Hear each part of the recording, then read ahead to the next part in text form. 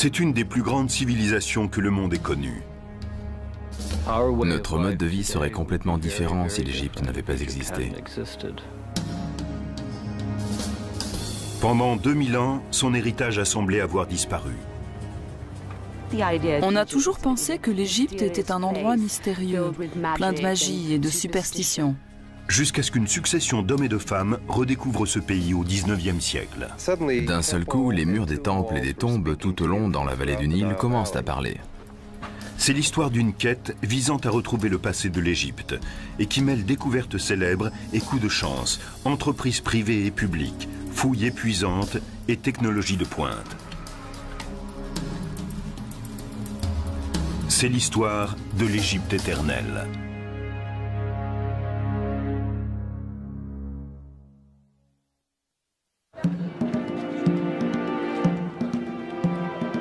Le musée égyptien du Caire abrite quelques-uns des plus grands trésors de l'Antiquité. C'est un endroit fascinant à visiter. Ici, les autorités égyptiennes et des spécialistes de l'informatique ont uni leurs forces pour découvrir les secrets d'une civilisation.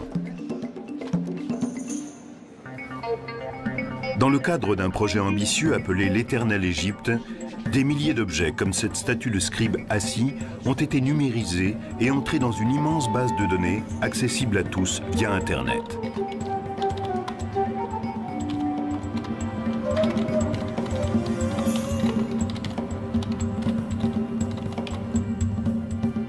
Tout comme l'égyptologie contemporaine, ce musée virtuel utilise les techniques les plus récentes.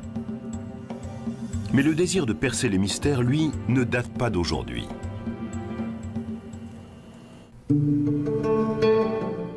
On peut déjà le voir à l'œuvre en 1798, lorsqu'un petit groupe de savants et d'ingénieurs suivent Napoléon dans sa campagne d'Égypte.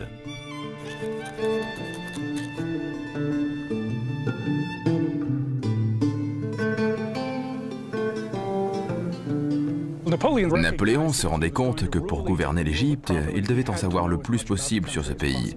Il a donc emmené avec lui des spécialistes pour qu'ils étudient l'architecture du Caire, les plantes, les vêtements et tout le reste. Mais Napoléon ne s'intéressait pas uniquement à l'Égypte de son temps. Il était également curieux de son mystérieux passé. Presque tout ce qu'on savait prenait sa source chez les classiques. C'était souvent limité et inexact. Il y avait aussi la Bible, dont les interprétations étaient souvent fausses. Pour prolonger leurs observations, des scientifiques s'aventurent dans le désert qui entoure le Caire. Ils y découvrent des constructions très anciennes, les fameuses pyramides et le mystérieux sphinx de Gizeh. Mais un homme va oser s'aventurer plus loin. C'est le baron Dominique Vivant Denon, ancien diplomate et dessinateur accompli. En arrivant en Égypte, il est bien décidé à pister les Égyptiens de l'Antiquité et à descendre plus loin sur le Nil.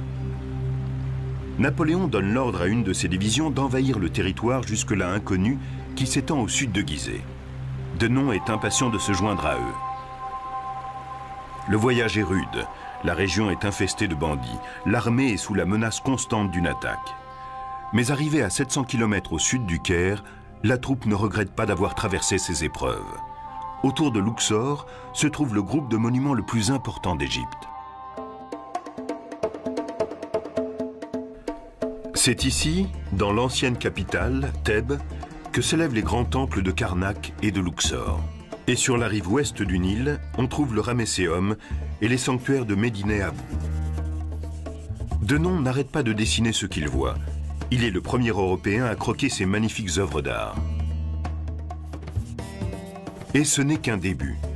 Il poursuit son voyage avec l'armée et pendant 6 mois, il va découvrir encore d'autres édifices, parfois au risque de sa vie.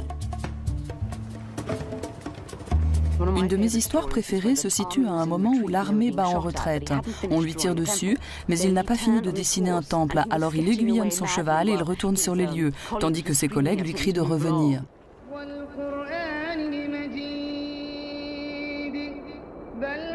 En juin 1799, Denon regagne le Caire, où une terrible surprise l'attend. La flotte britannique a vaincu les renforts français. L'expédition est un échec pour Napoléon. Le temps presse. L'empereur donne l'ordre aux savants qui restent sur place de continuer l'œuvre de Denon. Au cours des 2 années suivantes, cartographes, architectes, ingénieurs fouillent le pays et établissent une description de l'Égypte détaillée, héritage de l'expédition qui restera longtemps d'actualité. Voici la première édition de la description de l'Égypte publiée par le gouvernement français à la suite de la campagne de Napoléon en Égypte en 1798. Philippe Croom est le directeur de la bibliothèque de livres anciens de l'Université américaine du Caire. C'est une étape importante pour l'étude de ce pays. Cela n'avait jamais été fait auparavant. Il voulait vraiment apprendre le maximum de choses, le tout dans une perspective scientifique.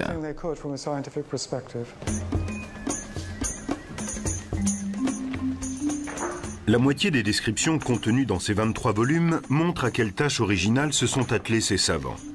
Établir un état des lieux du pays tel qu'il était il y a 2000 ans. L'autre moitié consiste en la première observation systématique de l'héritage antique de ce pays.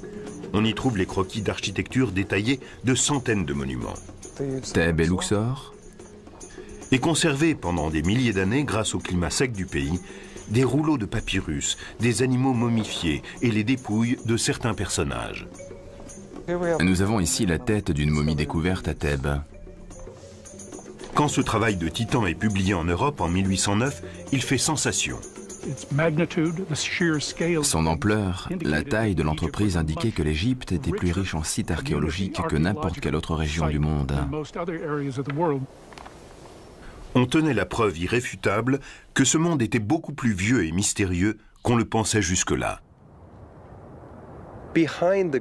On savait que derrière la grandeur de Rome, il y avait la grandeur de la Grèce. Et soudain, il apparaissait clairement que derrière la Grèce, il y avait l'Égypte. Mais l'ouvrage « Description de l'Égypte » a ses limites. Il y a 200 ans, l'archéologie en était à ses débuts. Personne n'était capable de lire les hiéroglyphes, cette écriture de l'Égypte ancienne. Les savants de Napoléon rassemblent des documents sur leurs étonnantes découvertes, mais ils ignorent tout des idées, des croyances et de l'histoire des gens qui ont créé ces merveilles. Heureusement, une stèle déterrée au fort de Rosette, sur la côte méditerranéenne de l'Égypte, va bientôt tout changer. Découverte par l'armée française en 1799, la pierre de Rosette porte des inscriptions en 3 langues différentes. Il y a des hiéroglyphes égyptiens, du démotique, une forme d'écriture utilisée au cours du second siècle avant Jésus-Christ, et du grec. Les 3 sections reproduisant le même texte, les spécialistes se rendent compte qu'ils tiennent peut-être là la clé du passé de l'Égypte ancienne. Mais ce n'est pas si simple. Il est clair dans la section grecque que les inscriptions font l'éloge du pharaon Ptolémée V. Mais malgré leurs efforts, les érudits n'arrivent pas à relier les différentes langues entre elles. On a dû d'abord dépasser l'idée que les hiéroglyphes égyptiens seraient des idéogrammes, chaque signe représentant une idée. Un des premiers Européens à percer une partie de l'énigme est un savant britannique du nom de Thomas Young. 16 ans après la découverte de la fameuse pierre, Young comprend que le nom de Ptolémée, lisible dans la partie grecque, correspond à un groupe de hiéroglyphes entourés d'un ovale, ce qu'on appelle un cartouche. Il lui paraît soudain évident que ces hiéroglyphes reproduisent phonétiquement le nom de Ptolémée. Mais ce n'est qu'une partie de la solution. La découverte capitale va se produire à Paris 7 ans plus tard, grâce à un linguiste français, Jean-François Champollion. Comme Young, Champollion pense que les hiéroglyphes sont un ancien alphabet, mais le 14 septembre 1822, il fait un pas décisif. Champollion a compris que les hiéroglyphes étaient utilisés de façon différente. En particulier, certains reproduisent un mot phonétiquement, et à la fin, on a souvent un idéogramme ou un déterminatif qui donne un aperçu du mot entier. Certains signes représentent un son, mais donnent aussi une idée de ce qu'ils désignent. Par exemple, des jambes vont donner l'idée de mouvement. Si elles vont vers l'arrière, cela veut dire qu'on marche à reculons. Champollion veut partager sa découverte avec son frère et se précipite dans sa librairie toute proche. Il lance son travail sur le bureau de son frère. Ça y est, j'ai trouvé. Et s'évanouit aussitôt. Quand il revient à lui 4 jours plus tard, il commence à élaborer un dictionnaire et une grammaire d'égyptien ancien. Après 2000 ans de silence, les Égyptiens de l'Antiquité parlent de nouveau avec leurs propres mots. Les images engendrent des sons, les mots véhiculent des idées et tout un monde s'ouvre à nous. C'est le résultat de cette découverte stupéfiante. Tout est en place pour permettre les grandes découvertes de l'égyptologie.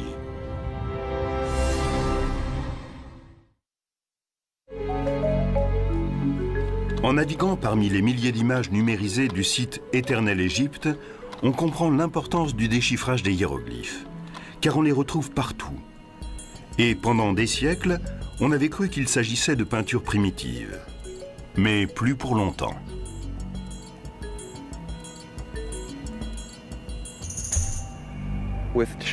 Champollion parvient à déchiffrer les hiéroglyphes et d'un seul coup, les murs des temples et des tombes tout au long dans la vallée du Nil commencent à parler. Il fallait donc aller collecter toutes ces inscriptions. Parmi les hommes qui entreprennent ce voyage, on trouve un jeune savant anglais, John Gardner Wilkinson. Profitant de la paix relative qui suit le départ de l'armée française, Wilkinson visite les sites les plus fascinants de l'Égypte antique. Comme les érudits de Napoléon 20 ans plus tôt, il recopie à la main des milliers d'inscriptions. Mais alors que ceux-ci devaient se contenter de reproduire les hiéroglyphes, il peut les lire. On découvrait ce qui intéressait les Égyptiens, quelles étaient leurs préoccupations. On s'est aperçu tout à coup que leur vérité était très proche de la nôtre. Wilkinson fait part de ses découvertes dans un ouvrage qu'il publie à son retour. À l'aide de détails frappants, il tente pour la première fois de reconstruire la vie quotidienne des anciens Égyptiens, leur organisation sociale, leurs croyances religieuses et leur histoire politique. On compte 3 grands royaumes, l'Ancien, le Moyen et le Nouveau. Mais les épigraphes comme Wilkinson ne sont pas les seuls Européens à sillonner le pays.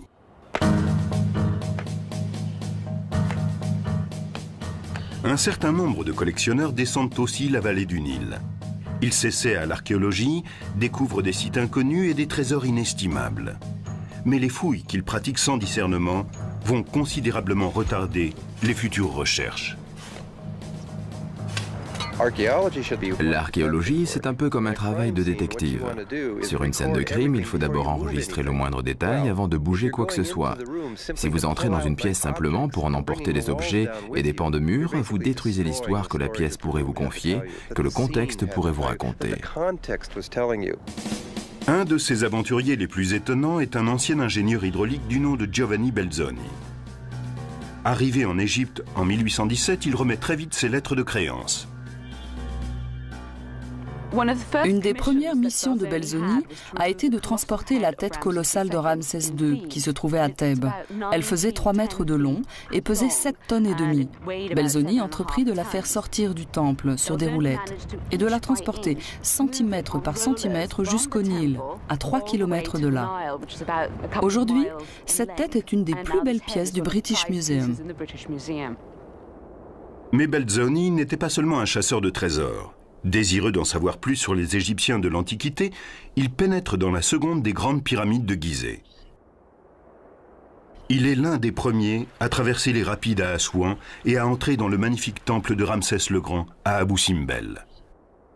Mais c'est à son retour à Luxor qu'il fait sa découverte la plus étonnante. Entre les collines de l'autre côté du fleuve, les pharaons égyptiens du Nouvel Empire ont bâti leurs tombes. Belzoni découvre que plusieurs d'entre elles ont déjà été pillées à des périodes plus anciennes. Mais il est convaincu qu'il en reste d'autres. Il place un peu partout dans la vallée des rois ses ouvriers égyptiens qui découvrent bientôt 5 tombes creusées dans la pierre. Et le 18 octobre 1817, il pénètre dans la tombe numéro 6. C'est peut-être le moment le plus intense de la vie de Belzoni quand il entre dans ses chambres funéraires. Kent Weeks est un égyptologue qui fait autorité dans le domaine des tombes antiques.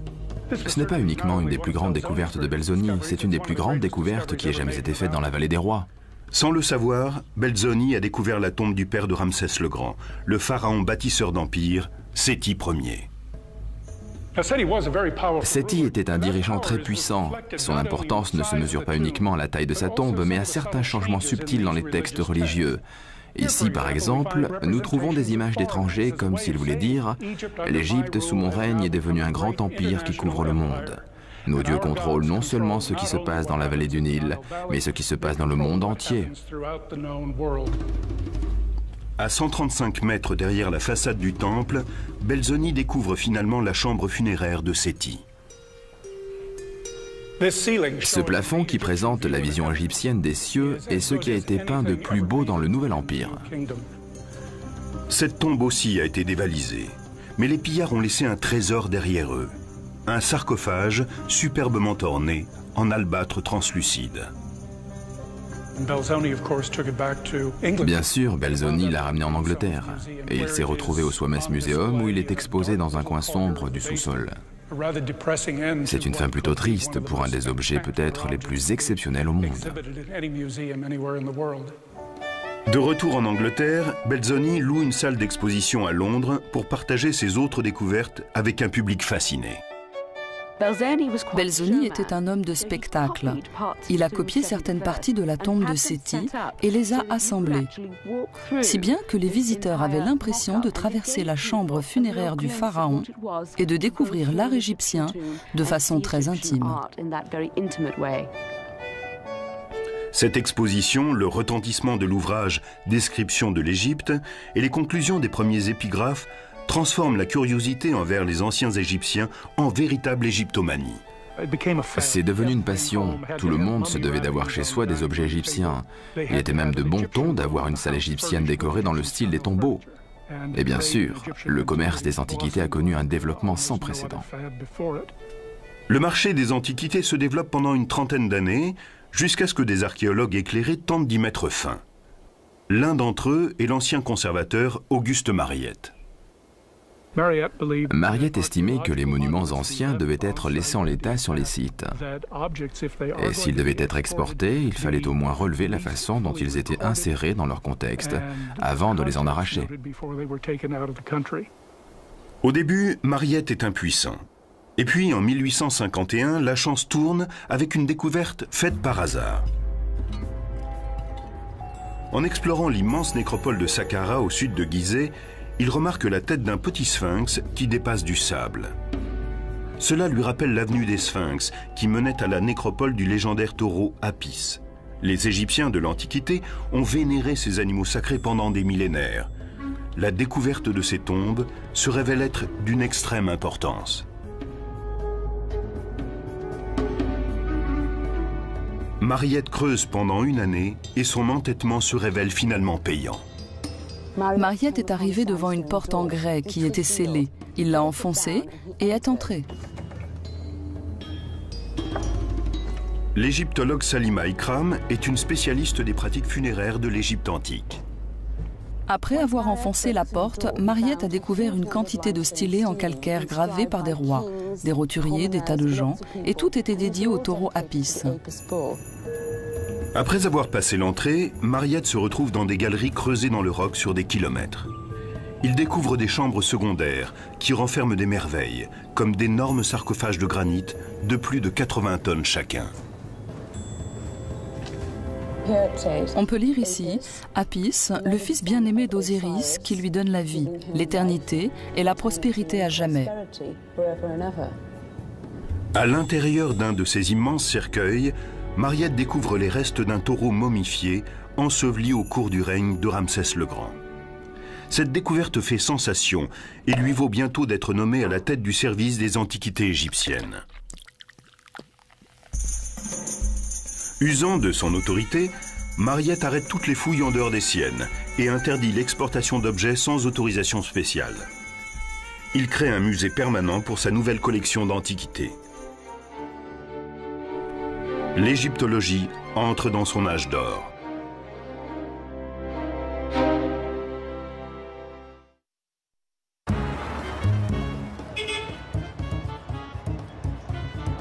Situé au cœur même du Caire, le musée égyptien attire aujourd'hui plus de 6 millions de visiteurs par an. Un guide numérique permet aux visiteurs de consulter l'immense base de données sur l'Égypte éternelle, tout en admirant de nombreux objets d'une grande beauté. Cette façon de les regarder non comme des œuvres d'art, mais comme le témoignage d'une civilisation antique, a débuté à la fin du XIXe siècle grâce à la grande romancière anglaise Amelia Edwards.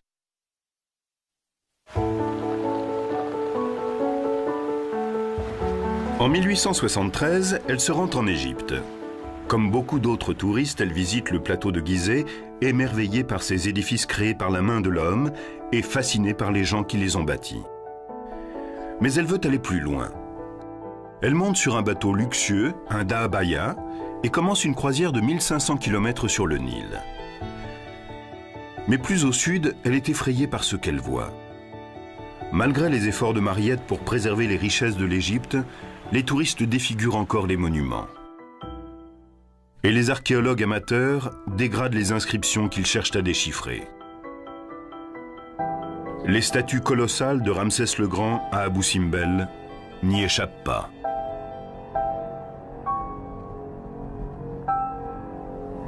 Quelqu'un a fait un moulage en plâtre du visage de Ramsès et a laissé des traces blanches de plâtre derrière lui. Ce n'était bien sûr pas très heureux esthétiquement. Alors, Amelia Edwards a donné l'ordre à des gens de faire des tonnes de café dont elle a aspergé la statue.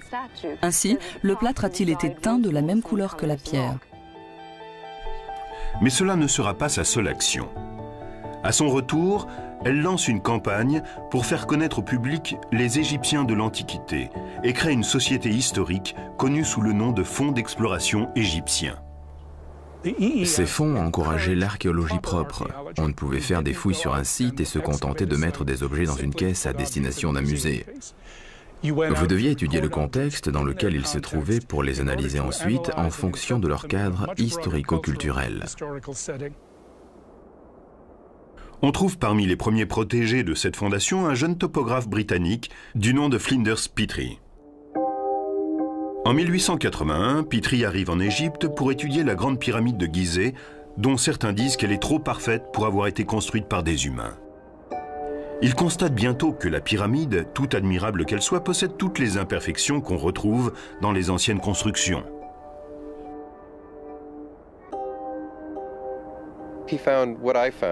Il a vu ce que j'ai découvert, moi aussi, quand je suis arrivé à Gizeh, avec mes idées New Age. La pyramide est un édifice créé par les hommes. Il n'a pas pu trouver d'empreintes digitales divines, mais humaines, ainsi que les traces de leurs outils et de leurs déjections. Dans son rapport, Petrie conclut que la Grande Pyramide était, comme le suggèrent les sources classiques, une tombe royale construite pour le pharaon de l'Ancien Empire, Khéops, il y a 4500 ans. Fasciné par les bâtisseurs de pyramides, Petrie, contrairement à ses prédécesseurs, se met à l'archéologie.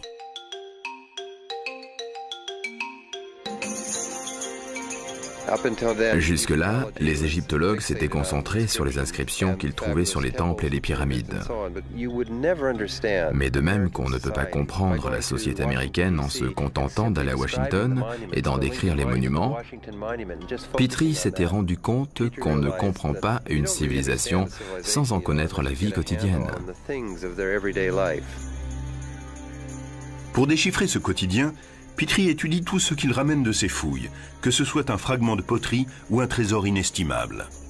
Le plus important dans le travail de Petrie, c'est qu'il insiste en permanence sur le contexte archéologique. Ce n'est pas tant ce qu'on trouve qui est important, que l'endroit où on le trouve et tout ce qu'il y a autour.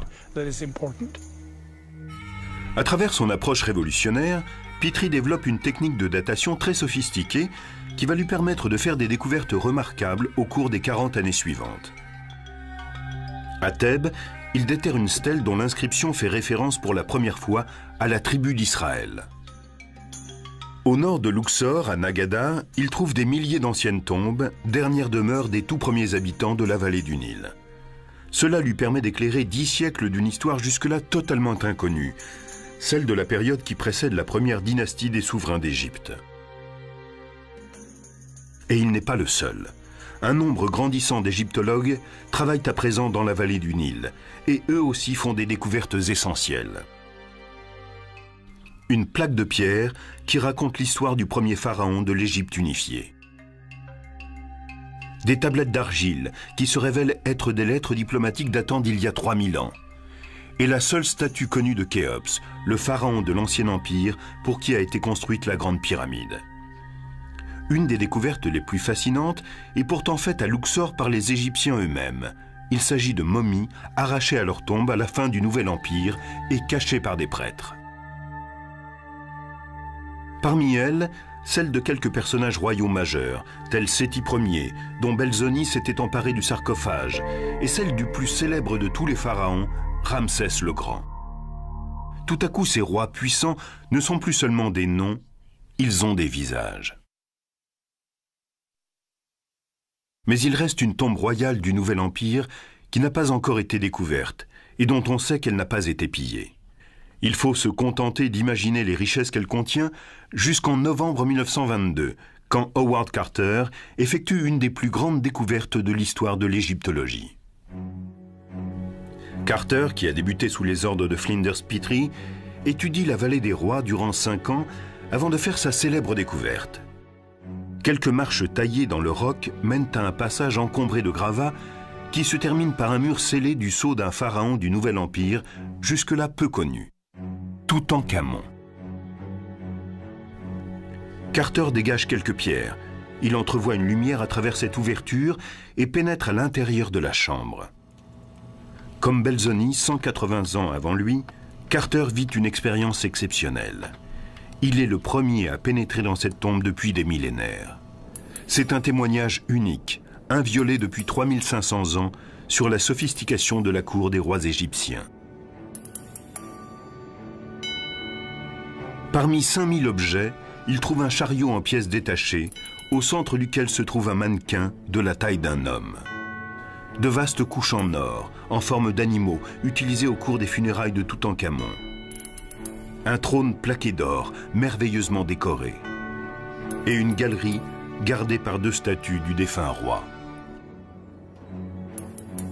À l'intérieur de cette galerie, Carter découvre 4 grands catafalques dans lesquels reposent 3 sarcophages, dont un en or massif, où reposent les restes momifiés du pharaon.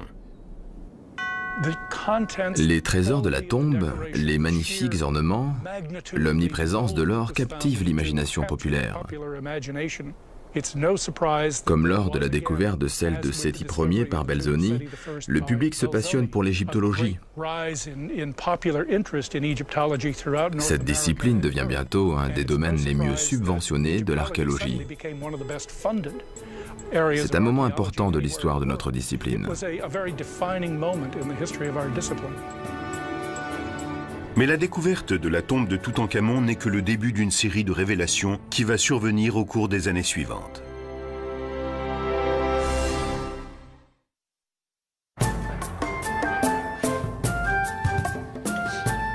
La découverte de la tombe de Toutankhamon inaugure une ère sans précédent dans l'activité archéologique de la vallée du Nil. Un événement important a bientôt lieu en 1939 près de la ville de Tanis, située dans le delta du Nil.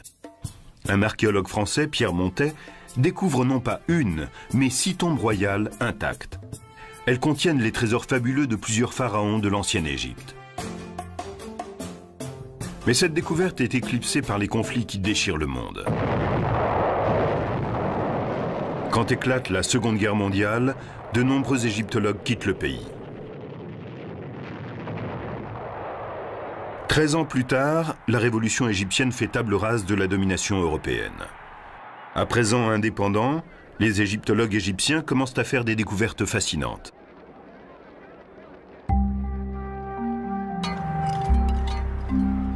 L'une des plus étonnantes a lieu à l'ombre de la grande pyramide de Gizeh, quand un inspecteur des antiquités égyptiennes, Kamal el-Malak, retrouve cette barque en bois vieille de 4500 ans qui appartenait au pharaon Khéops.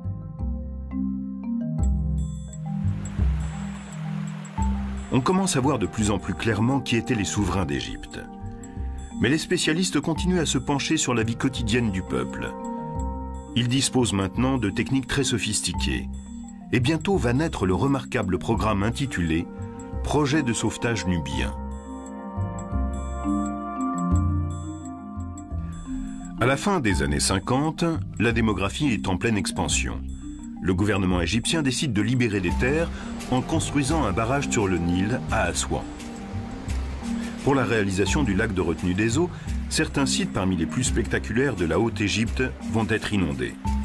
Pour les sauver, l'UNESCO lance un projet ambitieux. Parmi les 23 monuments rescapés se trouve le temple de l'île de Philae et celui de Ramsès le Grand à Abou Simbel.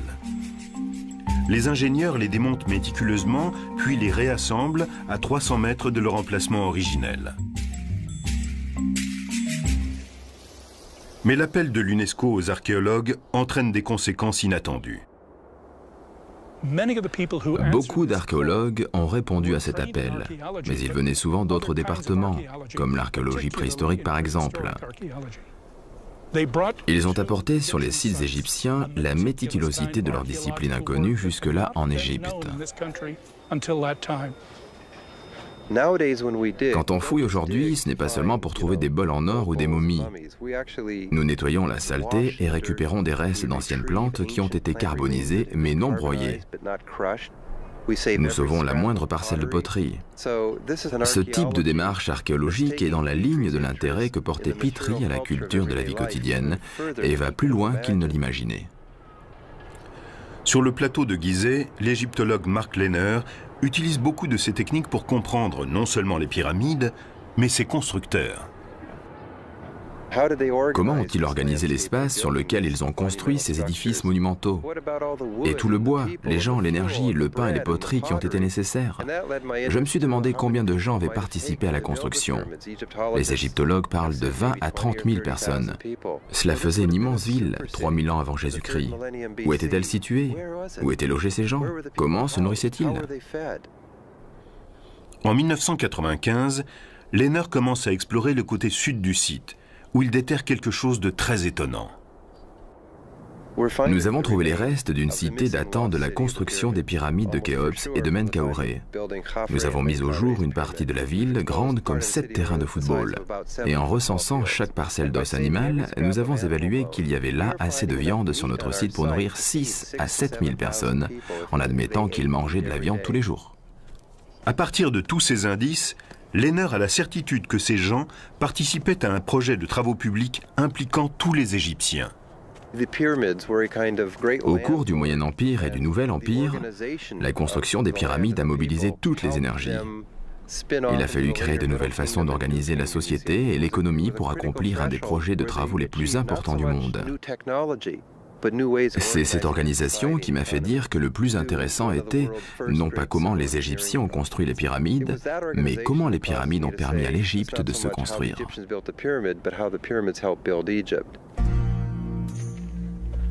Pendant ce temps, le directeur du service des antiquités, l'Égyptien Zahi Hawass, effectue des fouilles dans un site tout proche. Depuis des années, il soupçonne la présence d'une nécropole de l'Ancien Empire. Les premières fouilles ne mènent à rien. Puis, en 1990, un terrible accident va tout changer. Une Américaine galopait par là quand son cheval a posé la patte dans un trou au-dessus de la première tombe. On m'en a informé, et quand je suis venu, j'ai dit « Ça y est, on tenait les tombes des constructeurs des pyramides. » Après 15 années de fouilles, Zahi Hawass déterre plus de 600 squelettes et pose un visage humain sur ces ouvriers de l'Antiquité. L'étude des squelettes nous a permis d'établir que la taille moyenne d'un Égyptien de l'Antiquité était de 1,60 m à 1,85 m. Les hommes comme les femmes avaient le dos déformé car ils portaient de lourdes charges. Ils mouraient jeunes, vers 30-35 ans. La nécropole contredit l'idée selon laquelle seuls les pharaons étaient enterrés dans des pyramides. Cette tombe nous a fourni de nombreux renseignements. Nous savons que dans l'Ancien Empire, la forme pyramidale était liée au roi et à la reine. Mais nous avons découvert qu'ici, la pyramide était destinée à tous. Voici l'une d'entre elles. Les gens étaient ensevelis sous la pyramide, comme dans une pyramide royale. Si on compare avec la pyramide de Khéops, on voit que celle du roi est en grès et celle des ouvriers en briques de terre. Le plateau de Gizeh n'est pas seul à nous livrer ses secrets. Dans le delta du Nil, à Tel el-Daba, l'archéologue australien Manfred Bitak découvre des fragments d'immenses peintures murales identique à celle des Minoens de Crète, ce qui tendrait à montrer que les cultures de l'Antiquité avaient plus de contacts qu'on ne le croyait jusqu'alors. Sur la côte méditerranéenne égyptienne, une équipe d'archéologues sous-marins français a exploré l'ancienne cité d'Alexandrie et dégagé 26 sphinx de ce qui pourrait être les restes du fameux phare d'Alexandrie. Mais même la vallée des rois offre aujourd'hui encore des surprises. À la fin des années 80, Kent Weeks travaille à l'établissement d'une carte archéologique détaillée de la vallée quand il se dit qu'il doit manquer une tombe. Nous avons redécouvert la KV5 en 1989. L'escalier que j'ai descendu était obstrué par 4 mètres de gravats. À l'intérieur de la galerie, Weeks trouve une inscription mystérieuse. Il s'agissait en fait du nom et des titres du fils aîné de Ramsès II, un jeune homme du nom de Hirkopchef. Et sur les murs, encore des noms et des titres. Ici, celui d'un autre fils de Ramsès, appelé lui aussi Ramsès, et que nous avons renommé Ramsès Junior. On savait que Ramsès le Grand avait eu plus de 9 fils, et il semble que ce soit leur tombe. À l'intérieur, Weeks trouve une grande salle soutenue par des piliers et donnant sur une galerie. Nous avons déblayé une partie de la grande salle et nous nous sommes retrouvés dans une galerie qui s'enfonçait dans la montagne sur plusieurs dizaines de mètres. Nous étions dans la plus grande tombe de la vallée des rois. La redécouverte de la KV5 fait la une des journaux du monde entier. Il semble que ce soit la dernière grande découverte en Haute-Égypte pour quelque temps. Aujourd'hui, les préoccupations vont vers une nouvelle menace.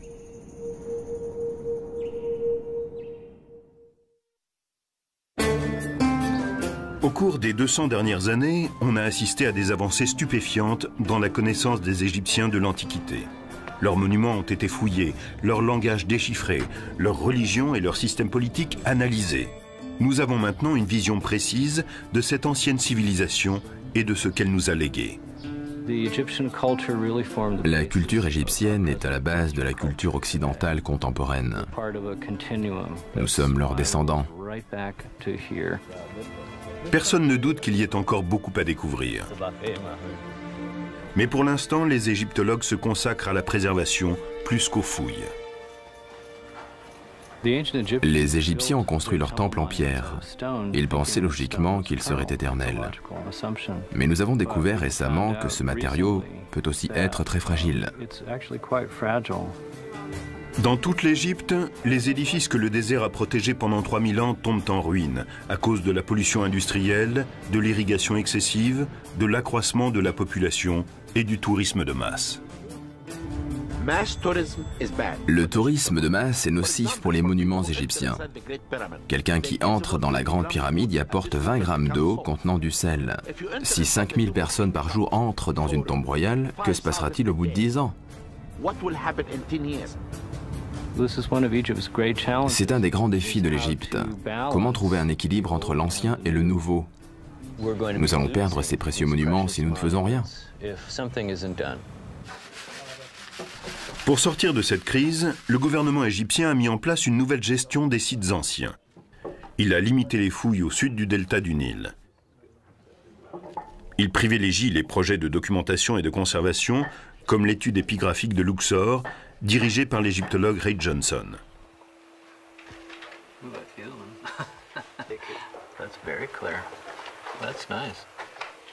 Ici, à Médine Abou, dans un petit temple dédié au culte d'Amon, Johnson et son équipe recopient méticuleusement toutes les inscriptions de ce tombeau vieux de 3000 ans.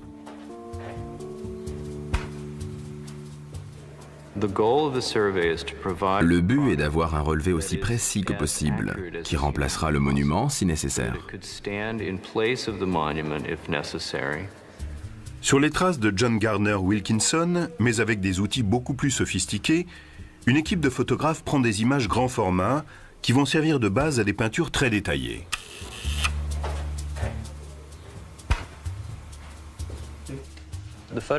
Le photographe ne montre pas tout.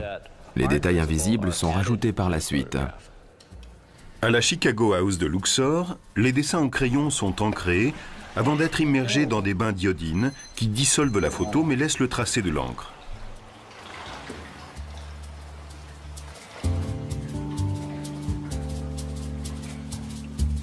Were there any traces of the saw above it? I haven't found any. De retour au temple, des épigraphes vérifient rigoureusement ces épreuves. Et quand Johnson est totalement certain de leur exactitude, elles sont envoyées à Chicago pour être publiées. Il faut 30 ans pour copier l'ensemble d'un temple, mais le résultat est remarquable. Ils ont préservé les informations gravées dans les murs pour l'éternité. C'est conservé pour la nuit des temps.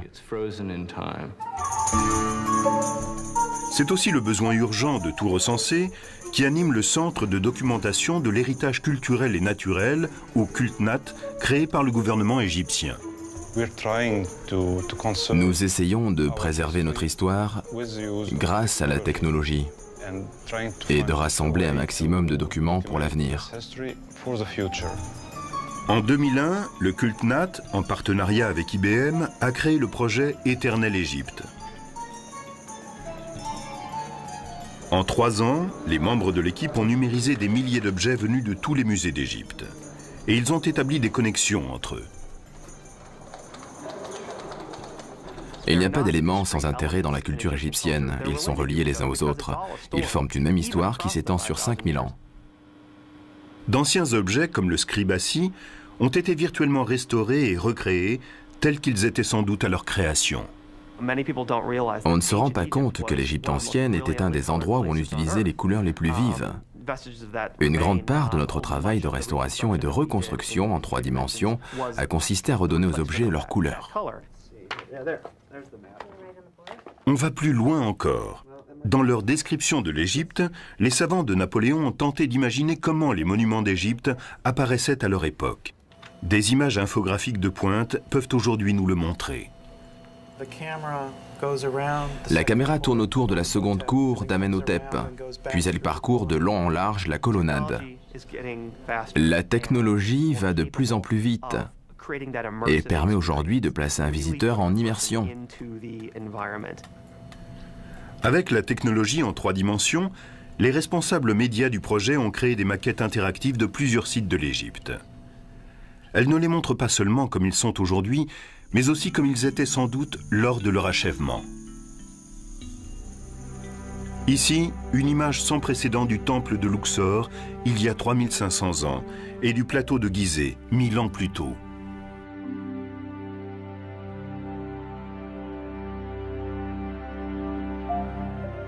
Mais le cœur du projet, c'est le résultat des recherches de ces 2 derniers siècles. Une image vivante d'un peuple de l'Antiquité, à travers ses écrits, ses monuments et ses objets. Depuis 2004, ce projet peut être consulté au musée égyptien à travers des guides numériques, des téléphones reliés à des bases de données et via Internet sur le site eternalegypte.org. Le projet ne s'est jamais achevé. Nous avons tenté de construire une infrastructure assez souple pour pouvoir accepter de nouvelles données, de nouveaux objets, de nouveaux personnages, de nouveaux sites et pour inclure de nouveaux modes de connexion. Il s'agit de créer une nouvelle pensée, un nouveau contexte entre tout cela. Et pendant ce temps, on continue les recherches sur cette fascinante civilisation. En 1995, on avait retrouvé 67 chambres funéraires. Aujourd'hui, on en est à 120. Pendant combien de temps fouillera-t-on encore? Je n'en sais rien. Mais à ce rythme, il faudra encore 2 ou 3 générations pour venir à bout de la KV5. Ma prochaine étape sera de me consacrer aux sites urbains que nous avons découverts. Cela demande plus qu'une vie d'homme. Nous n'arriverons pas au bout. Nous voulons sauver certaines choses pour les archéologues du futur, qui disposeront de techniques encore plus avancées, qui sont aujourd'hui inimaginables. Aujourd'hui, nous savons tous que le passé de l'Égypte est notre passé à tous. Nous lui devons beaucoup. Nous devons aux Égyptiens leur savoir, leurs idées, leur philosophie, leur compréhension de la vie. C'est notre héritage. Il est là, et puisqu'il a survécu ainsi jusqu'à nos jours, c'est notre responsabilité d'assurer sa pérennité. Oui, c'est notre responsabilité.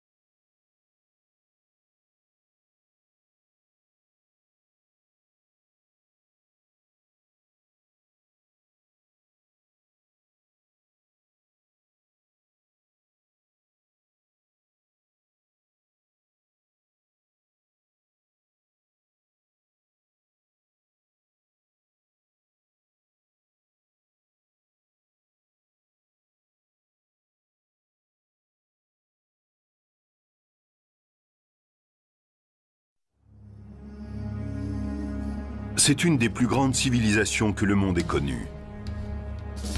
Notre mode de vie serait complètement différent si l'Égypte n'avait pas existé. Pendant 2000 ans, son héritage a semblé avoir disparu. On a toujours pensé que l'Égypte était un endroit mystérieux, plein de magie et de superstitions. Jusqu'à ce qu'une succession d'hommes et de femmes redécouvre ce pays au XIXe siècle. D'un seul coup, les murs des temples et des tombes tout au long dans la vallée du Nil commencent à parler. C'est l'histoire d'une quête visant à retrouver le passé de l'Égypte et qui mêle découvertes célèbres et coups de chance, entreprises privées et publiques, fouilles épuisantes et technologies de pointe. C'est l'histoire de l'Égypte éternelle.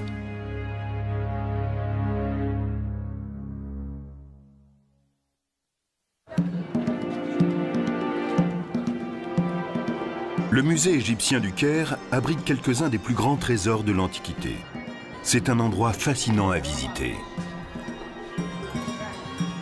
Ici, les autorités égyptiennes et des spécialistes de l'informatique ont uni leurs forces pour découvrir les secrets d'une civilisation. Dans le cadre d'un projet ambitieux appelé l'Éternelle Égypte, des milliers d'objets comme cette statue de scribe assis ont été numérisés et entrés dans une immense base de données accessible à tous via Internet.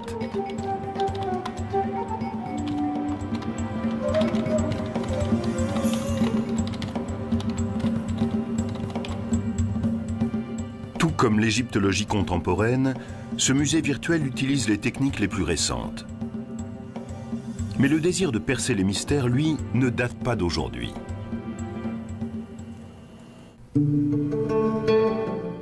On peut déjà le voir à l'œuvre en 1798, lorsqu'un petit groupe de savants et d'ingénieurs suivent Napoléon dans sa campagne d'Égypte.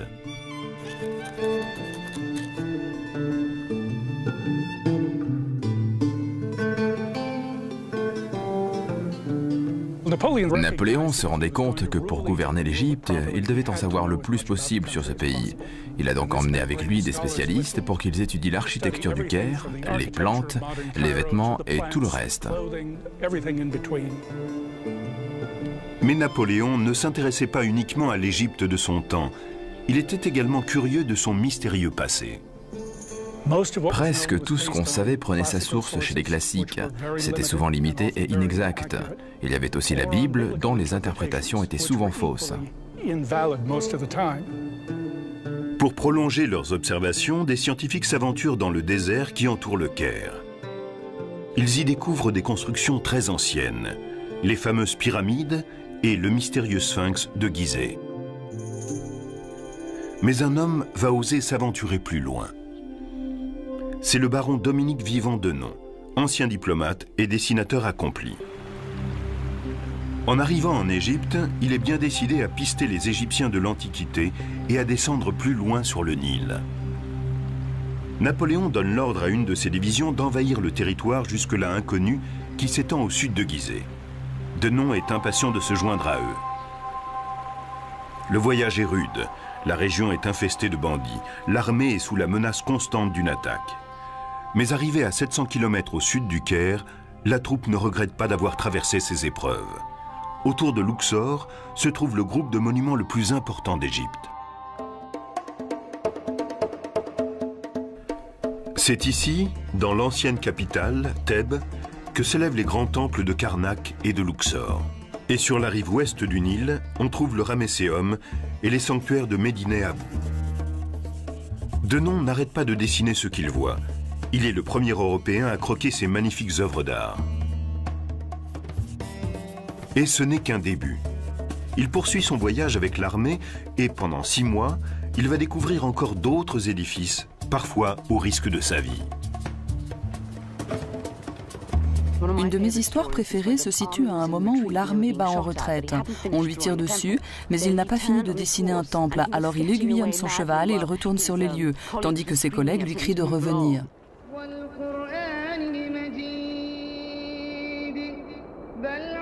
En juin 1799, Denon regagne le Caire, où une terrible surprise l'attend. La flotte britannique a vaincu les renforts français. L'expédition est un échec pour Napoléon. Le temps presse. L'empereur donne l'ordre aux savants qui restent sur place de continuer l'œuvre de Denon. Au cours des 2 années suivantes, cartographes, architectes, ingénieurs fouillent le pays et établissent une description de l'Égypte détaillée, héritage de l'expédition qui restera longtemps d'actualité. Voici la première édition de la description de l'Égypte publiée par le gouvernement français à la suite de la campagne de Napoléon en Égypte en 1798. Philippe Croom est le directeur de la bibliothèque de livres anciens de l'Université américaine du Caire. C'est une étape importante pour l'étude de ce pays. Cela n'avait jamais été fait auparavant. Il voulait vraiment apprendre le maximum de choses, le tout dans une perspective scientifique.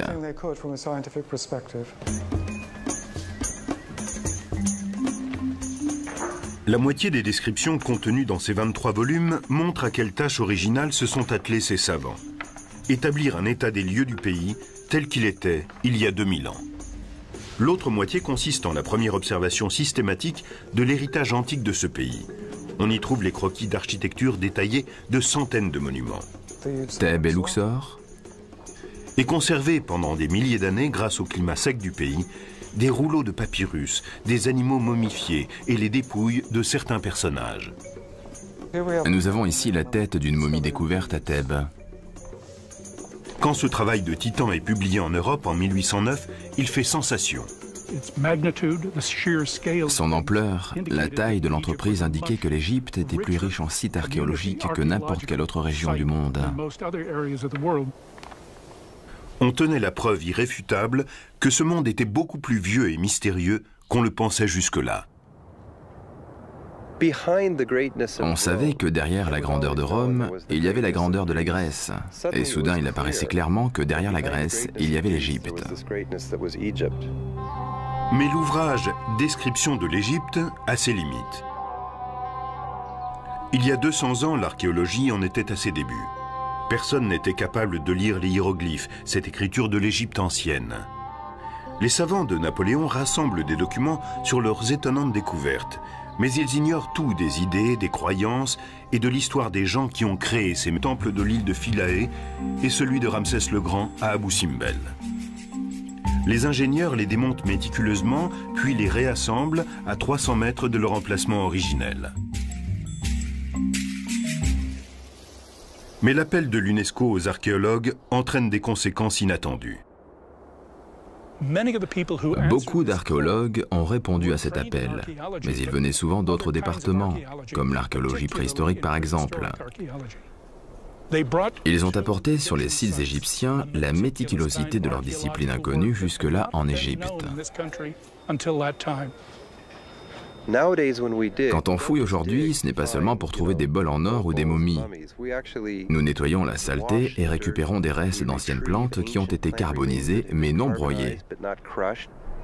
Nous sauvons la moindre parcelle de poterie. Ce type de démarche archéologique est dans la ligne de l'intérêt que portait Petrie à la culture de la vie quotidienne et va plus loin qu'il ne l'imaginait. Sur le plateau de Gizeh, l'égyptologue Mark Lehner utilise beaucoup de ces techniques pour comprendre non seulement les pyramides, mais ses constructeurs. Comment ont-ils organisé l'espace sur lequel ils ont construit ces édifices monumentaux? Et tout le bois, les gens, l'énergie, le pain et les poteries qui ont été nécessaires? Je me suis demandé combien de gens avaient participé à la construction. Les égyptologues parlent de 20 à 30 000 personnes. Cela faisait une immense ville, 3000 ans avant Jésus-Christ. Où était-elle située? Où étaient logés ces gens? Comment se nourrissaient-ils?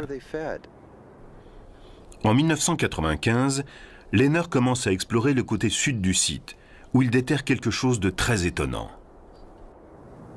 Nous avons trouvé les restes d'une cité datant de la construction des pyramides de Khéops et de Menkaure. Nous avons mis au jour une partie de la ville grande comme 7 terrains de football. Et en recensant chaque parcelle d'os animal, nous avons évalué qu'il y avait là assez de viande sur notre site pour nourrir 6 à 7 000 personnes, en admettant qu'ils mangeaient de la viande tous les jours. À partir de tous ces indices, Lehner a la certitude que ces gens participaient à un projet de travaux publics impliquant tous les Égyptiens. Au cours du Moyen Empire et du Nouvel Empire, la construction des pyramides a mobilisé toutes les énergies. Il a fallu créer de nouvelles façons d'organiser la société et l'économie pour accomplir un des projets de travaux les plus importants du monde. C'est cette organisation qui m'a fait dire que le plus intéressant était non pas comment les Égyptiens ont construit les pyramides, mais comment les pyramides ont permis à l'Égypte de se construire.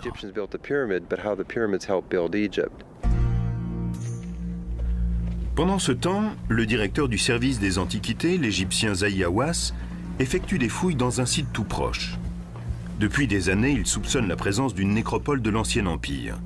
Les premières fouilles ne mènent à rien.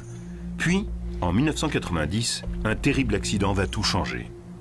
Une Américaine galopait par là quand son cheval a posé la patte dans un trou au-dessus de la première tombe. On m'en a informé, et quand je suis venu, j'ai dit « Ça y est, on tenait les tombes des constructeurs des pyramides ». Après 15 années de fouilles, Zahi Hawass déterre plus de 600 squelettes et pose un visage humain sur ces ouvriers de l'Antiquité. L'étude des squelettes nous a permis d'établir que la taille moyenne d'un Égyptien de l'Antiquité était de 1,60 m à 1,85 m. Les hommes comme les femmes avaient le dos déformé car ils portaient de lourdes charges. Ils mouraient jeunes, vers 30-35 ans. La nécropole contredit l'idée selon laquelle seuls les pharaons étaient enterrés dans des pyramides. Cette tombe nous a fourni de nombreux renseignements. Nous savons que dans l'Ancien Empire, la forme pyramidale était liée au roi et à la reine. Mais nous avons découvert qu'ici, la pyramide était destinée à tous. Voici l'une d'entre elles. Les gens étaient ensevelis sous la pyramide, comme dans une pyramide royale. Si on compare avec la pyramide de Khéops, on voit que celle du roi est en grès et celle des ouvriers en briques de terre. Le plateau de Gizeh n'est pas seul à nous livrer ses secrets. Dans le delta du Nil, à Tel el-Daba, l'archéologue australien Manfred Bitak découvre des fragments d'immenses peintures murales identiques à celles des Minoens de Crète, ce qui tendrait à montrer que les cultures de l'Antiquité avaient plus de contacts qu'on ne le croyait jusqu'alors. Sur la côte méditerranéenne égyptienne, une équipe d'archéologues sous-marins français a exploré l'ancienne cité d'Alexandrie et dégagé 26 sphinx de ce qui pourrait être les restes du fameux phare d'Alexandrie. Mais même la vallée des rois offre aujourd'hui encore des surprises. À la fin des années 80, Kent Weeks travaille à l'établissement d'une carte archéologique détaillée de la vallée quand il se dit qu'il doit manquer une tombe. Nous avons redécouvert la KV5 en 1989. L'escalier que j'ai descendu était obstrué par 4 mètres de gravats. À l'intérieur de la galerie, Weeks trouve une inscription mystérieuse. Il s'agissait en fait du nom et des titres du fils aîné de Ramsès II, un jeune homme du nom de Hirkopchef. Et sur les murs, encore des noms et des titres. Ici, celui d'un autre fils de Ramsès, appelé lui aussi Ramsès, et que nous avons renommé Ramsès Junior. On savait que Ramsès le Grand avait eu plus de 9 fils, et il semble que ce soit leur tombe. À l'intérieur, Weeks trouve une grande salle soutenue par des piliers et donnant sur une galerie. Nous avons déblayé une partie de la grande salle et nous nous sommes retrouvés dans une galerie qui s'enfonçait dans la montagne sur plusieurs dizaines de mètres. Nous étions dans la plus grande tombe de la vallée des rois. La redécouverte de la KV5 fait la une des journaux du monde entier. Il semble que ce soit la dernière grande découverte en Haute-Égypte pour quelque temps. Aujourd'hui, les préoccupations vont vers une nouvelle menace.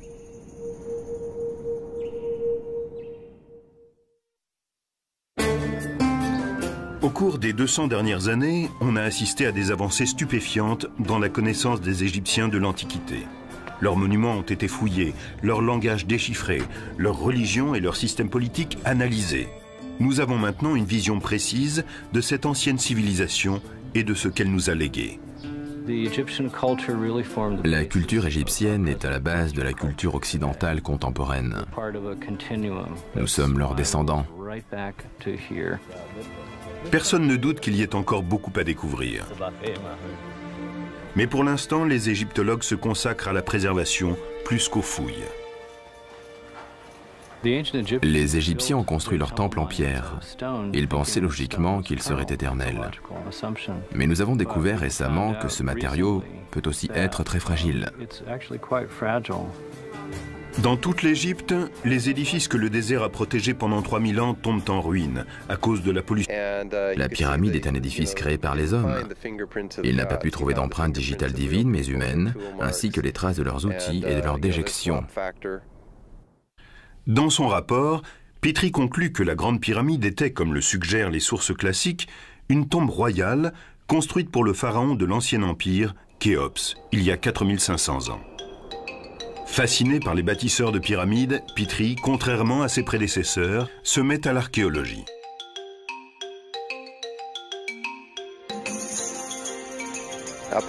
Jusque-là, les égyptologues s'étaient concentrés sur les inscriptions qu'ils trouvaient sur les temples et les pyramides. Mais de même qu'on ne peut pas comprendre la société américaine en se contentant d'aller à Washington et d'en décrire les monuments, Petrie s'était rendu compte qu'on ne comprend pas une civilisation sans en connaître la vie quotidienne. Pour déchiffrer ce quotidien, Petrie étudie tout ce qu'il ramène de ses fouilles, que ce soit un fragment de poterie ou un trésor inestimable.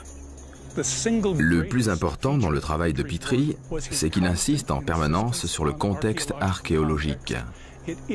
Ce n'est pas tant ce qu'on trouve qui est important, que l'endroit où on le trouve et tout ce qu'il y a autour. À travers son approche révolutionnaire, Petrie développe une technique de datation très sophistiquée qui va lui permettre de faire des découvertes remarquables au cours des 40 années suivantes. À Thèbes, il déterre une stèle dont l'inscription fait référence pour la première fois à la tribu d'Israël. Au nord de Luxor, à Nagada, il trouve des milliers d'anciennes tombes, dernière demeure des tout premiers habitants de la vallée du Nil. Cela lui permet d'éclairer 10 siècles d'une histoire jusque-là totalement inconnue, celle de la période qui précède la première dynastie des souverains d'Égypte. Et il n'est pas le seul.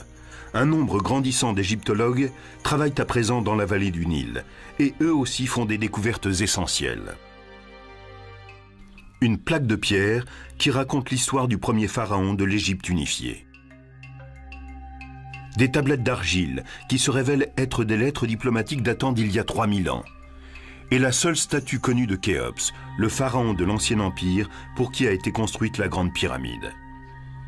Une des découvertes les plus fascinantes est pourtant faite à Luxor par les Égyptiens eux-mêmes. Il s'agit de momies arrachées à leur tombe à la fin du Nouvel Empire et cachées par des prêtres. Parmi elles, celle de quelques personnages royaux majeurs, tels Séti Ier, dont Belzoni s'était emparé du sarcophage, et celle du plus célèbre de tous les pharaons, Ramsès le Grand. Tout à coup, ces rois puissants ne sont plus seulement des noms, ils ont des visages. Mais il reste une tombe royale du Nouvel Empire qui n'a pas encore été découverte et dont on sait qu'elle n'a pas été pillée. Il faut se contenter d'imaginer les richesses qu'elle contient jusqu'en novembre 1922, quand Howard Carter effectue une des plus grandes découvertes de l'histoire de l'égyptologie. Carter, qui a débuté sous les ordres de Flinders Petrie, étudie la vallée des rois durant 5 ans avant de faire sa célèbre découverte. Quelques marches taillées dans le roc mènent à un passage encombré de gravats qui se termine par un mur scellé du sceau d'un pharaon du Nouvel Empire, jusque-là peu connu, Toutankhamon. Carter dégage quelques pierres. Il entrevoit une lumière à travers cette ouverture et pénètre à l'intérieur de la chambre. Comme Belzoni, 180 ans avant lui, Carter vit une expérience exceptionnelle. Il est le premier à pénétrer dans cette tombe depuis des millénaires. C'est un témoignage unique, inviolé depuis 3500 ans, sur la sophistication de la cour des rois égyptiens. Parmi 5000 objets, il trouve un chariot en pièces détachées, au centre duquel se trouve un mannequin de la taille d'un homme. De vastes couches en or, en forme d'animaux, utilisées au cours des funérailles de Toutankhamon. Un trône plaqué d'or, merveilleusement décoré. Et une galerie gardée par 2 statues du défunt roi. À l'intérieur de cette galerie, Carter découvre 4 grands catafalques dans lesquels reposent 3 sarcophages, dont un en or massif, où reposent les restes momifiés du pharaon. Les trésors de la tombe, les magnifiques ornements, l'omniprésence de l'or captivent l'imagination populaire. Comme lors de la découverte de celle de Séti Ier par Belzoni, le public se passionne pour l'égyptologie. Cette discipline devient bientôt un des domaines les mieux subventionnés de l'archéologie. C'est un moment important de l'histoire de notre discipline. Mais la découverte de la tombe de Toutankhamon n'est que le début d'une série de révélations qui va survenir au cours des années suivantes.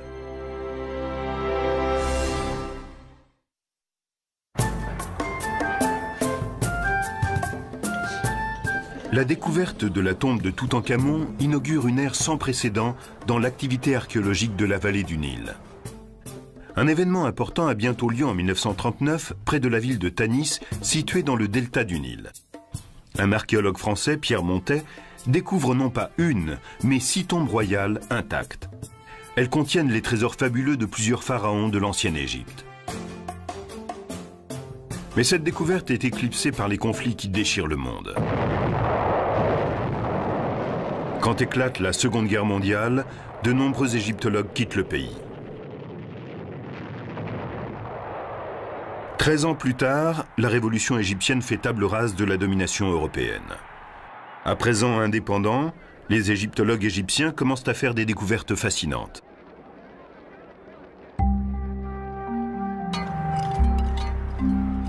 L'une des plus étonnantes a lieu à l'ombre de la grande pyramide de Gizeh, quand un inspecteur des antiquités égyptiennes, Kamal el-Malak, retrouve cette barque en bois vieille de 4500 ans qui appartenait au pharaon Khéops.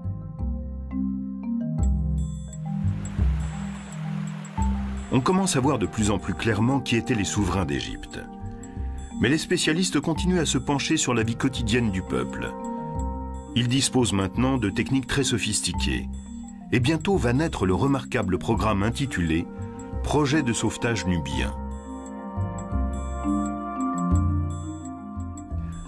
À la fin des années 50, la démographie est en pleine expansion. Le gouvernement égyptien décide de libérer des terres en construisant un barrage sur le Nil à Aswan. Pour la réalisation du lac de retenue des eaux, certains sites parmi les plus spectaculaires de la Haute-Égypte vont être inondés. Pour les sauver, l'UNESCO lance un projet ambitieux. Parmi les 23 monuments rescapés se trouve le... Ici, par exemple, nous trouvons des images d'étrangers comme s'ils voulaient dire « L'Égypte, sous mon règne, est devenue un grand empire qui couvre le monde. Nos dieux contrôlent non seulement ce qui se passe dans la vallée du Nil, mais ce qui se passe dans le monde entier. » À 135 mètres derrière la façade du temple, Belzoni découvre finalement la chambre funéraire de Séti. Ce plafond qui présente la vision égyptienne des cieux est ce qui a été peint de plus beau dans le Nouvel Empire. Cette tombe aussi a été dévalisée, mais les pillards ont laissé un trésor derrière eux. Un sarcophage superbement orné en albâtre translucide. Bien sûr, Belzoni l'a ramené en Angleterre et il s'est retrouvé au Soames Museum où il est exposé dans un coin sombre du sous-sol. C'est une fin plutôt triste pour un des objets peut-être les plus exceptionnels au monde.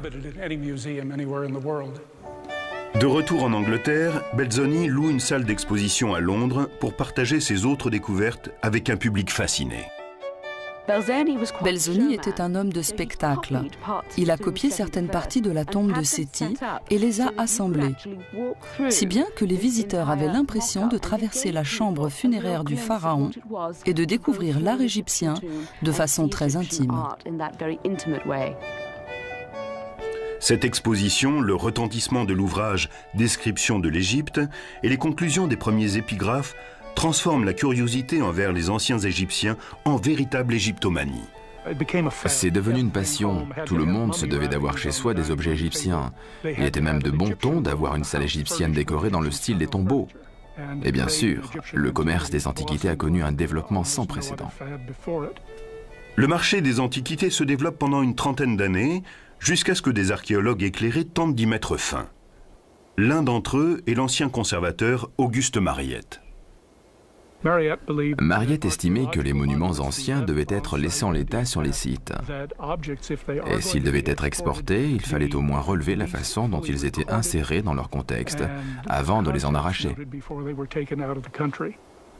Au début, Mariette est impuissant. Et puis, en 1851, la chance tourne avec une découverte faite par hasard. En explorant l'immense nécropole de Saqqara au sud de Gizeh, il remarque la tête d'un petit sphinx qui dépasse du sable. Cela lui rappelle l'avenue des Sphinx qui menait à la nécropole du légendaire taureau Apis. Les Égyptiens de l'Antiquité ont vénéré ces animaux sacrés pendant des millénaires. La découverte de ces tombes se révèle être d'une extrême importance. Mariette creuse pendant une année et son entêtement se révèle finalement payant. Mariette est arrivée devant une porte en grès qui était scellée. Il l'a enfoncée et est entré. L'égyptologue Salima Ikram est une spécialiste des pratiques funéraires de l'Égypte antique. Après avoir enfoncé la porte, Mariette a découvert une quantité de stylés en calcaire gravés par des rois, des roturiers, des tas de gens, et tout était dédié au taureau Apis. Après avoir passé l'entrée, Mariette se retrouve dans des galeries creusées dans le roc sur des kilomètres. Il découvre des chambres secondaires qui renferment des merveilles, comme d'énormes sarcophages de granit de plus de 80 tonnes chacun. On peut lire ici Apis, le fils bien-aimé d'Osiris qui lui donne la vie, l'éternité et la prospérité à jamais. À l'intérieur d'un de ces immenses cercueils, Mariette découvre les restes d'un taureau momifié enseveli au cours du règne de Ramsès le Grand. Cette découverte fait sensation et lui vaut bientôt d'être nommé à la tête du service des antiquités égyptiennes. Usant de son autorité, Mariette arrête toutes les fouilles en dehors des siennes et interdit l'exportation d'objets sans autorisation spéciale. Il crée un musée permanent pour sa nouvelle collection d'antiquités. L'égyptologie entre dans son âge d'or.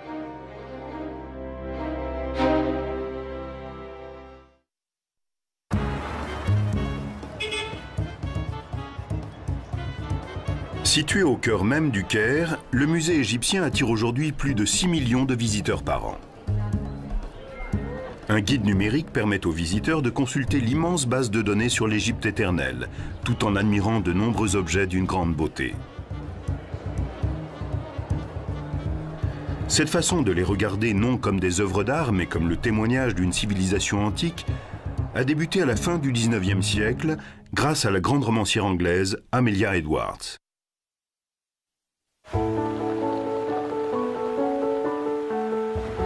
En 1873, elle se rend en Égypte. Comme beaucoup d'autres touristes, elle visite le plateau de Gizeh, émerveillée par ces édifices créés par la main de l'homme et fascinée par les gens qui les ont bâtis. Mais elle veut aller plus loin. Elle monte sur un bateau luxueux, un dahabaya, et commence une croisière de 1500 km sur le Nil. Mais plus au sud, elle est effrayée par ce qu'elle voit. Malgré les efforts de Mariette pour préserver les richesses de l'Égypte, les touristes défigurent encore les monuments. Et les archéologues amateurs dégradent les inscriptions qu'ils cherchent à déchiffrer. Les statues colossales de Ramsès le Grand à Abou Simbel n'y échappent pas.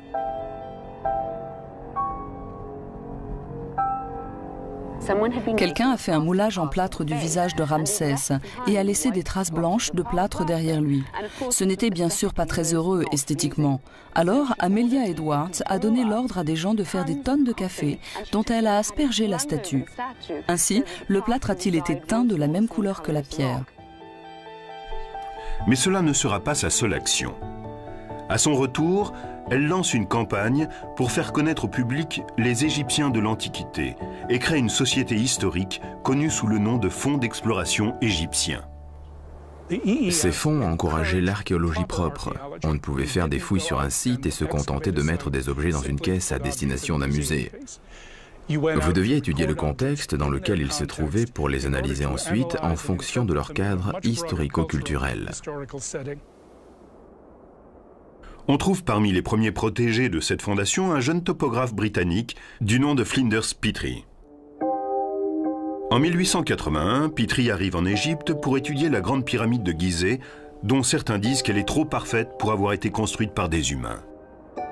Il constate bientôt que la pyramide, toute admirable qu'elle soit, possède toutes les imperfections qu'on retrouve dans les anciennes constructions.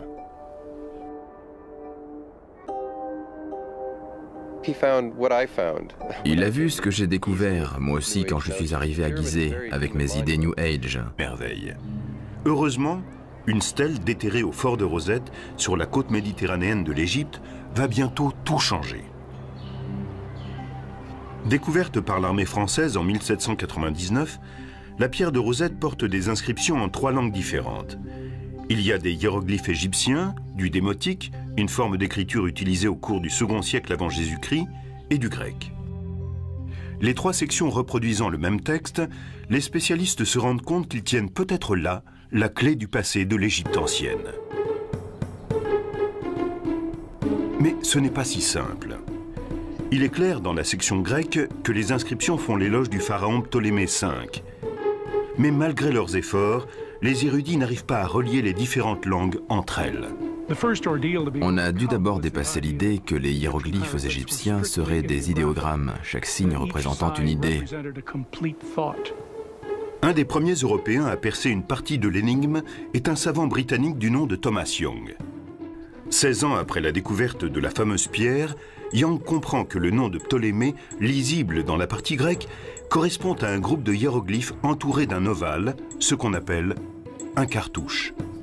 Il lui paraît soudain évident que ces hiéroglyphes reproduisent phonétiquement le nom de Ptolémée. Mais ce n'est qu'une partie de la solution. La découverte capitale va se produire à Paris 7 ans plus tard, grâce à un linguiste français, Jean-François Champollion. Comme Young, Champollion pense que les hiéroglyphes sont un ancien alphabet, mais le 14 septembre 1822, il fait un pas décisif. Champollion a compris que les hiéroglyphes étaient utilisés de façon différente. En particulier, certains reproduisent un mot phonétiquement, et à la fin, on a souvent un idéogramme ou un déterminatif qui donne un aperçu du mot entier. Certains signes représentent un son, mais donnent aussi une idée de ce qu'ils désignent. Par exemple, des jambes vont donner l'idée de mouvement. Si elles vont vers l'arrière, cela veut dire qu'on marche à reculons. Champollion veut partager sa découverte avec son frère et se précipite dans sa librairie toute proche. Il lance son travail sur le bureau de son frère. Ça y est, j'ai trouvé. Et s'évanouit aussitôt. Quand il revient à lui 4 jours plus tard, il commence à élaborer un dictionnaire et une grammaire d'égyptien ancien. Après 2000 ans de silence, les Égyptiens de l'Antiquité parlent de nouveau avec leurs propres mots. Les images engendrent des sons, les mots véhiculent des idées et tout un monde s'ouvre à nous. C'est le résultat de cette découverte stupéfiante. Tout est en place pour permettre les grandes découvertes de l'égyptologie.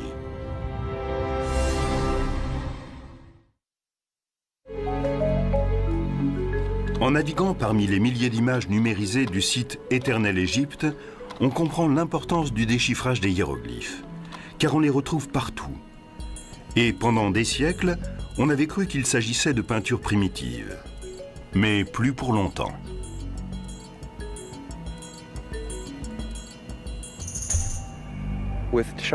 Champollion parvient à déchiffrer les hiéroglyphes et d'un seul coup, les murs des temples et des tombes tout au long dans la vallée du Nil commencent à parler. Il fallait donc aller collecter toutes ces inscriptions. Parmi les hommes qui entreprennent ce voyage, on trouve un jeune savant anglais, John Gardner Wilkinson. Profitant de la paix relative qui suit le départ de l'armée française, Wilkinson visite les sites les plus fascinants de l'Égypte antique. Comme les érudits de Napoléon 20 ans plus tôt, il recopie à la main des milliers d'inscriptions. Mais alors que ceux-ci devaient se contenter de reproduire les hiéroglyphes, il peut les lire. On découvrait ce qui intéressait les Égyptiens, quelles étaient leurs préoccupations. On s'est aperçu tout à coup que leur vérité était très proche de la nôtre. Wilkinson fait part de ses découvertes dans un ouvrage qu'il publie à son retour. À l'aide de détails frappants, il tente pour la première fois de reconstruire la vie quotidienne des anciens Égyptiens, leur organisation sociale, leurs croyances religieuses et leur histoire politique. On compte 3 grands royaumes, l'Ancien, le Moyen et le Nouveau. Mais les épigraphes comme Wilkinson ne sont pas les seuls Européens à sillonner le pays.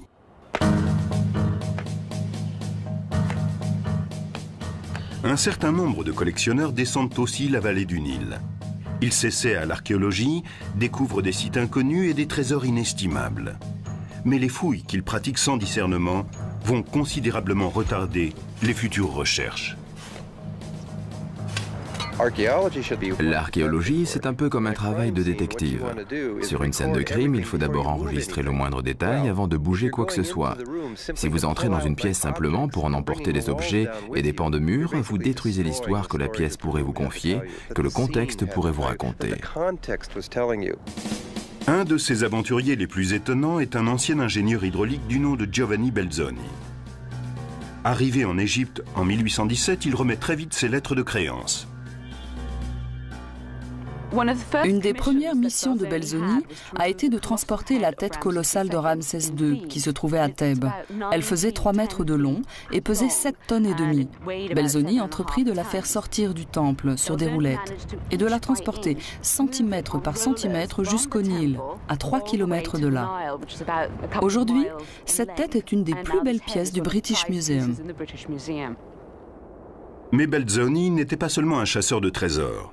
Désireux d'en savoir plus sur les Égyptiens de l'Antiquité, il pénètre dans la seconde des grandes pyramides de Gizeh.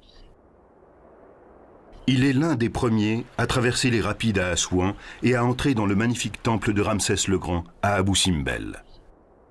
Mais c'est à son retour à Luxor qu'il fait sa découverte la plus étonnante. Entre les collines de l'autre côté du fleuve, les pharaons égyptiens du Nouvel Empire ont bâti leurs tombes. Belzoni découvre que plusieurs d'entre elles ont déjà été pillées à des périodes plus anciennes. Mais il est convaincu qu'il en reste d'autres. Il place un peu partout dans la vallée des rois ses ouvriers égyptiens qui découvrent bientôt 5 tombes creusées dans la pierre. Et le 18 octobre 1817, il pénètre dans la tombe numéro 6. C'est peut-être le moment le plus intense de la vie de Belzoni quand il entre dans ses chambres funéraires. Kent Weeks est un égyptologue qui fait autorité dans le domaine des tombes antiques. Ce n'est pas uniquement une des plus grandes découvertes de Belzoni, c'est une des plus grandes découvertes qui ait jamais été faite dans la vallée des rois. Sans le savoir, Belzoni a découvert la tombe du père de Ramsès le Grand, le pharaon bâtisseur d'empire, Séti Ier. Séti était un dirigeant très puissant. Son importance ne se mesure pas uniquement à la taille de sa tombe, mais à certains changements subtils dans les textes religieux.